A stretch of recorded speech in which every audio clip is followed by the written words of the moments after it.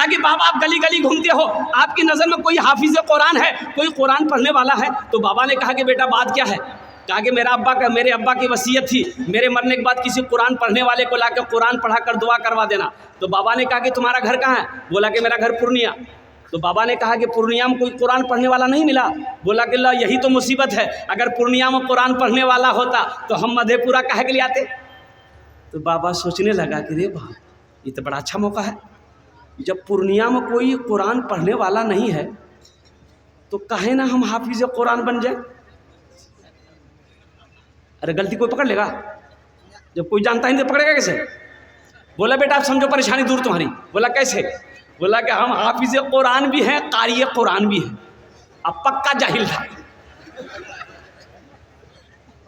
बड़ा खुश हुआ, पकड़ के घर ले आया। बोला पढ़े? बोला यहाँ मत पढ़िए, कब्रिस्तान में पढ़िए, मेरे अब्बा का कब्र में बैठ। बोला ठीक है जाओ तुम घर जाओ। बोला नहीं घर नहीं जाएंगे, मेरे सामने पढ़िए। पढ़ना शुरू किया, खुदा मैं तो कुछ जानता नहीं, ए खुदा मैं तो कुछ जानता नहीं, ए खुदा मैं तो कुछ जानता नहीं। लड़का बोली मुझसे बड़ा अच्छा पढ़ी। दूसरा भाई भी एक जाहिल को पकड़ के लिया, बोला कि छोटका ला सकता, हम नहीं ला सकते। वो भी एक जाहिल को पकड़ के लिया, घर लाया, खाना पीना खिलाया। बोला पढ़े? बोला यहाँ मत पढ़िए, मेरा छोटा भाई का हाफिज साहब कब्रिस्तान में पढ़ रहा, आप उसी के बगल में बैठ के पढ़िएगा। बोले वाह, वो हाफिज साहब है? बोला अच्छा, वो हाफिज साहब होगा, जितना हमको मिलता है आधा उसको दे देंगे, आधा तो बचेगा। जब ये गया, ये लंबा कुर्ता, लंबी दाढ़ी, लंबी टोपी, वो जो पढ़ रहा था वो पढ़ना बंद कर दिया कि लागे जी असली आवे जी। ना ये असली था ना वो असली था। बस जाके ये बैठा, सलाम दुआ हुई, बैठा। दोनों भाई खड़ा है कि पढ़िए आप लोग। बोला बाबू उतना सी घर जो हमारे पढ़ते रहे वो। बोला नहीं सामने में पढ़ो। तो पहला वाला बोला कि असली है कि नकली है पता कर लेंगे, जो होगा देखा जाएगा। पढ़ना शुरू किया, ए खुदा मैं तो कुछ जानता नहीं, ए खुदा मैं तो कुछ जानता नहीं। दूसरा वाला समझ गया कि पक्का जाहिल, तो वो भी पढ़ना शुरू किया, जैसन तू वैसन में, जैसन तू वैसन में, जैसन तू वैसन में, जैसन तू। हाँ मेरे भाइयों, तीसरा भाई वो भी गया, एक जाहिल को पकड़ के लिया,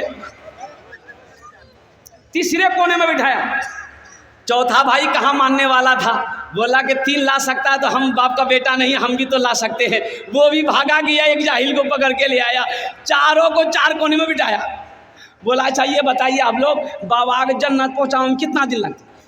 तू रात निकल की बेटा जन्नत बहुत दूर है, कम से कम 2 महीना लगतू। बोला 2 महीना लगो कि 4 महीना? बाबा की जन्नत ऐसी बाहर मत छोड़िया।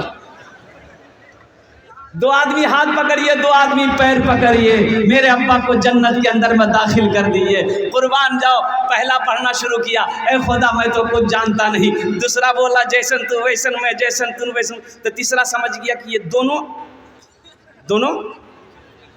पक्का जाहिल है। तो वो भी पढ़ना शुरू किया, ये अंधेरी तकलीफ कब तक चलेगी, कब तक चलेगी, कब तक चलेगी। फिर चौथा समझ गया कि तीनों पक्का जाहिल है। वो भी पढ़ना शुरू किया, जब तक चले चलने दो, जब तक चले चलने दो, जब तक चले चले। कब्र में फेंक देगा जमाना, फेंक कर लोग होंगे रवाना। कब्र में फेंक देगा जमाना, फेंक कर लोग होंगे रवाना।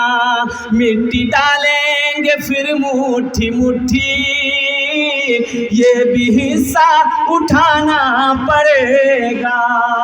दोस्तों एक दिन इस चमन से आशियाना उठाना पड़ेगा।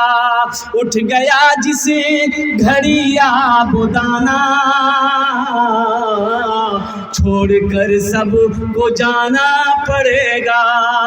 उठ गया जिस घड़ी आबुदाना,